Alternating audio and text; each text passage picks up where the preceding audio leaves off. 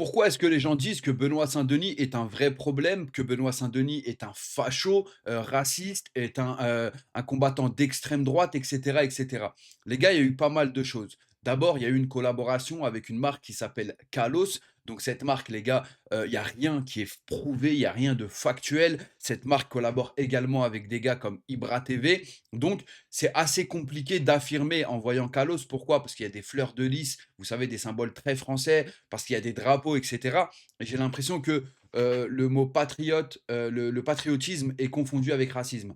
Donc moi, je pense que ça, c'est une erreur. Voilà. Au moment où Benoît Saint-Denis était un petit peu dans la sauce et que les gens ils commençaient à beaucoup parler de lui, à beaucoup le critiquer, j'ai fait une vidéo et je vous la mets tout de suite. Arrêtez de dire que Benoît Saint-Denis c'est un facho, les gars. Ça n'a pas de sens de dire ça. C'est l'un des mecs les plus rassembleurs dans le MMA, l'un des mecs qui tourne avec le plus de personnes. Il tourne avec des Tchétchènes, des Rebeux, des Renois. Les gars, il a son public français. Il veut pas s'en dissocier, ça c'est une chose. Mais les mots, ils ont un sens. De là à dire que c'est un facho, les gars, vous pesez vos mots. Les gars, dans cette vidéo, j'ai été clair. J'ai dit que Benoît Saint-Denis est un gars plutôt rassembleur, et cetera. C'était avant la sortie de C8 et CNews. Pour rappeler et pour que les choses soient très claires pour vous, il s'est passé quelque chose de chez CNews et chez C8, donc du coup dans les chaînes TNT du groupe Canal, où ils ont été condamnés, d'accord? Ils ont été condamnés. Et c'est très important d'appuyer sur le mot condamnation parce que à partir du moment où tu es condamné, c'est que tu es sorti de la loi. Donc là, il s'agit plus de liberté d'expression. La liberté d'expression est dans le cadre de la loi. On peut tous critiquer telle ou telle chose. Tant qu'on le fait dans la loi, on est libre. C'est ça la liberté d'expression. Le problème, c'est que eux, ils ont été condamnés. Donc C8 a disparu de la TNT et Benoît Saint-Denis a dit, je cite, courage à CNews et C8 et les 400 personnes des équipes qui peuvent se retrouver au chômage injustement. D'accord? Il n'a pas dit, il y a des gens qui se retrouvent au chômage parce que lui, c'était juste un gars qui faisait de la lumière et lui, c'était juste un gars du son. Non, il a dit qu'il se retrouve au chômage injustement. Ensuite, il poursuit en disant la situation est honteuse. Non, la situation n'est pas honteuse. Quand tu es condamné, tu es condamné. La France est pourtant un pays dans lequel la liberté d'expression est primordiale. Voilà. Donc ça a été la pierre à l'édifice qui a fait que Benoît Saint-Denis, malheureusement pour lui, il s'est retrouvé dans une sauce encore plus grande. Je pense que Benoît Saint-Denis avait une très mauvaise communication à ce moment-là. Je pense qu'il y a eu beaucoup d'améliorations, vous le savez tous, qu'il a confié sa communication à sa femme Laura, et ça c'est super de travailler en famille et tout. Et après nous, ça ne nous regarde même pas, même citer son nom, je me sens pas légitime de le faire, mais en tout cas, c'est sympa les gars, c'est cool. Moi, si demain je pète sur un domaine, si je peux faire travailler ma famille ou travailler avec ma famille, avec ma femme ou quoi que ce soit, c'est cool, c'est une bonne chose. Donc voilà, bref. Benoît Saint-Denis, du coup, la communication, elle évolue en fonction du temps. On le voit, les gars, hein, quand il a perdu face à Moïcano, il est allé chez Canal et tout. Beaucoup de mauvais choix qui ont été pris dans la carrière de BSD. Mais peu importe. Il y a eu un autre épisode où il dit que le conflit israélo-palestinien démarre du Hamas. C'est le Hamas d'abord qui est le premier vecteur de cette agression récente. Et tout de suite, l'extrême gauche va, elle, de par son audimat, essayer de se mettre plus du côté des Palestiniens. C'est un truc de fou en France. D'accord? Il dit ouais, c'est eux qui ont cherché la merde. Alors que ça, bon, il y a eu le 7 octobre, et cetera. Il s'est passé pas mal de choses, mais c'est très, comment dire? En gros, tu sautes. Quand, en fait, tu as sauté énormément d'étapes quand tu dis que c'est à cause de ça. D'accord? Il y a pas mal de choses. Le conflit, il est beaucoup plus complexe que ça. Il date d'il y a des années où BSD et moi, on n'était même pas nés. Donc, c'est beaucoup plus complexe que de dire, ouais, mais bon, c'est eux qui ont cherché la merde. Mais enfin, bref. Les gars, tout ça pour dire quoi? Sportivement, Benoît Saint-Denis, il y a eu des choses qui n'allaient pas.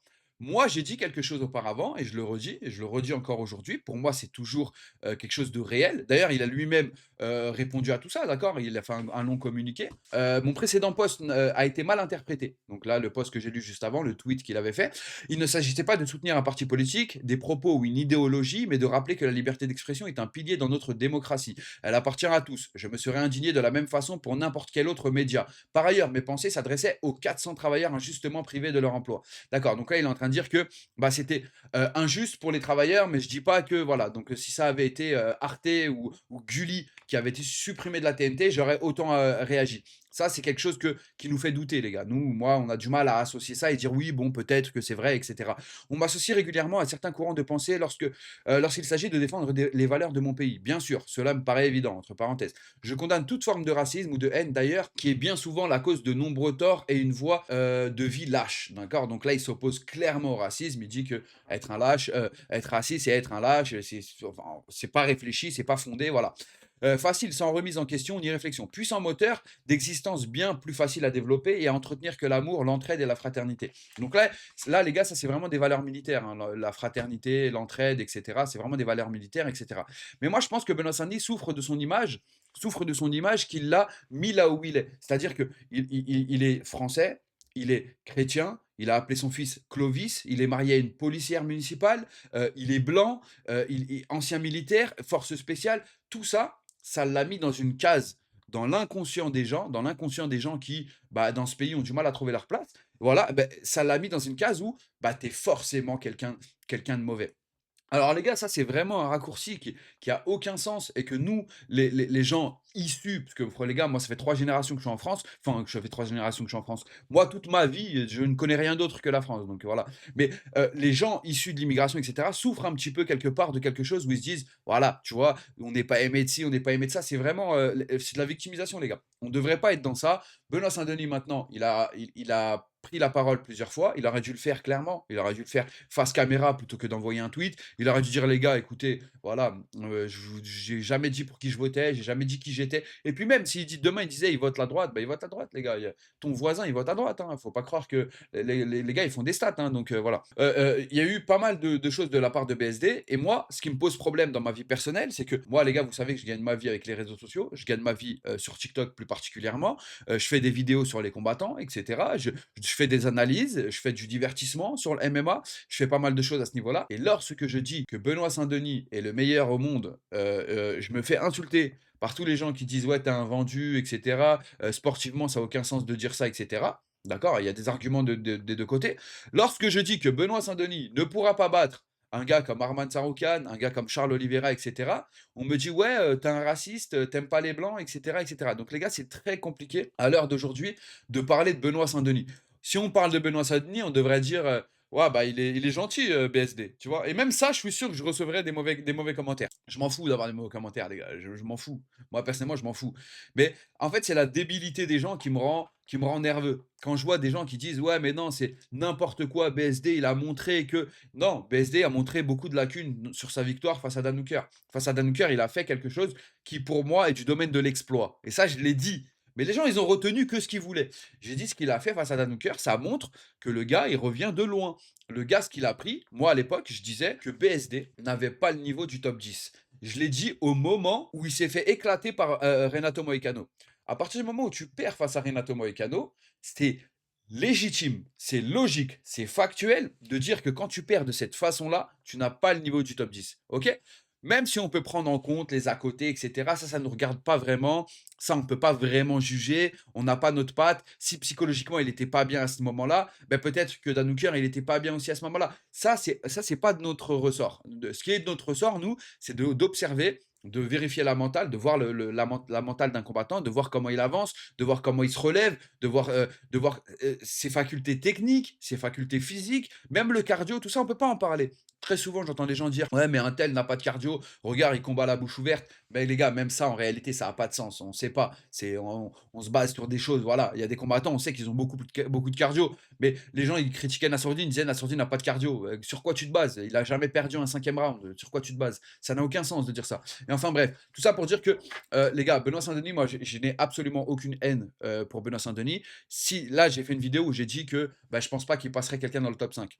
J'espère passer pour un clown. Je vous le dis clairement, les gars. J'espère que, bah, cette vidéo-là, bah, Benoît, si j'avais la possibilité de donner la victoire à Benoît Saint-Denis, je le jure, les gars, je donne la victoire à Benoît Saint-Denis. Il faut absolument se détacher de vos pensées, de croire que l'être humain est un gars, il voit soit noir, soit blanc. Les gars, parfois c'est gris. Benoît Saint-Denis, moi, il m'a dérangé quand il a envoyé son soutien à CNews et C8. Voilà, il m'a dérangé quand il a fait ça. Il m'a dérangé quand il a parlé du conflit israélo-palestinien, etc., etc.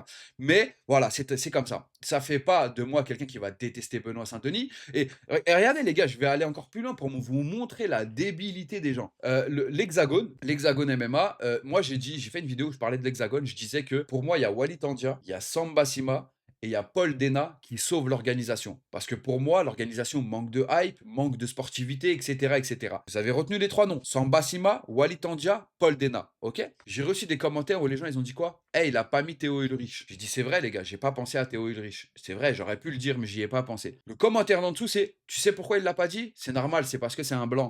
Ça veut dire que Paul Dena est sénégalais, Paul Dena est algérien. Les gars, je vous ai dit, il y a Paul Dena dedans. Voilà, je vous ai dit Paul Dena, Samba Sima ou Ali Tandia. Mais c'est pour vous montrer, les gars, que les réseaux sociaux, très souvent, on s'adresse à des gens qui sont pas malins, vraiment. La majorité des gens sont pas malins. Quand on regarde, hein, enfin, la majorité, non, c'est pas vrai. Je pense que quand on reçoit un post où il y a 300 likes et en dessous, on a une critique ou en dessous, on a 10 commentaires qui critiquent, bah, faut pas oublier qu'il y a 300 personnes qui ont aimé ce que tu as dit, qui sont d'accord avec toi et qui partagent ton avis, donc ils sont pas forcément débiles, tu vois. Après, on peut, voilà, c'est plus complexe que ça, mais voilà. Donc, pour expliquer, les gars, je voulais vraiment remettre un petit coup d'appui sur ça parce que je reçois beaucoup, beaucoup de messages déjà, les gars, sur mon téléphone de gens qui me disent: «Ouais, mais BSD, il t'éclate. Ouais, mais j'aimerais bien que tu dises ça en face de BSD». Mais dire quoi, les gars? J'ai le droit de dire que je pense qu'il passe pas Arman Saroukian. Et je l'ai déjà croisé, Benoît Saint-Denis. Je l'ai déjà croisé. Il va rien se passer. Il va pas rien se passer parce que j'ai pas peur de lui. Il va pas rien se passer parce que s'il est chaud, je vais me battre avec lui. Non, il va rien se passer parce que je l'ai jamais insulté. Je l'ai jamais insulté, je lui ai jamais manqué de respect, j'ai suivi ses combats, je l'ai soutenu. Quand il y avait l'UFC Paris, j'étais l'un des premiers à crier dans la salle pour éteindre Mauricio Ruffi, alors que je pensais que ça allait être compliqué contre Ruffi. Les gars, donc tranquille, il va rien se passer parce que je suis un adulte respectueux qui, lorsqu'il fait une vidéo, bah, de un, ça me passionne, donc je parle avec le cœur. Parfois, ouais, comme la vidéo avec Aspinal Cyril Gane, j'ai commencé à dire: «Ouais, mais Aspinal, c'est un lâche et tout». Mais non, c'est pas un lâche. Mais non, c'est pas un lâche. Mais j'avais la haine, les gars, c'est du sport, voilà. Devant votre télé, parfois, vous insultez les joueurs de foot. Voilà, c'est comme ça, les gars, on est des spectateurs. Et j'insulterai pas en faisant une vidéo quelqu'un, sauf Aspinal, parce que moi, je suis à fond derrière Cyril Gane, les gars. Pour moi, c'est le meilleur combattant français que la France n'ait jamais connu. Il y a lui, il y a Nassourdine qui est juste derrière. Mais enfin bref, tout ça pour dire, les gars, force à Benoît Saint-Denis, force au public de Benoît Saint-Denis. Arrêtez les divisions. Et très souvent, on parle de Faresiam, etc. Moi, j'ai beaucoup d'espoir en Faresiam. Je pense qu'il est exceptionnel. Voilà, Benoît Saint-Denis est exceptionnel. Les gars, revenir de là où il est revenu, même son parcours, il est assez particulier. Le gars, il a tout lâché. Il s'est foutu au chômage pour aller combattre 300 euros. Il s'est dit: ok, j'ai un plan de vie, tu sais quoi, je vais y aller à fond. Il s'y est donné à fond, il le fait. Il y arrive. Il a perdu, il a pris un main event sur les épaules, il s'est fait humilier devant toute la France. Il est revenu, il a gagné 2 fois, 3 fois maintenant avec Dan Hooker.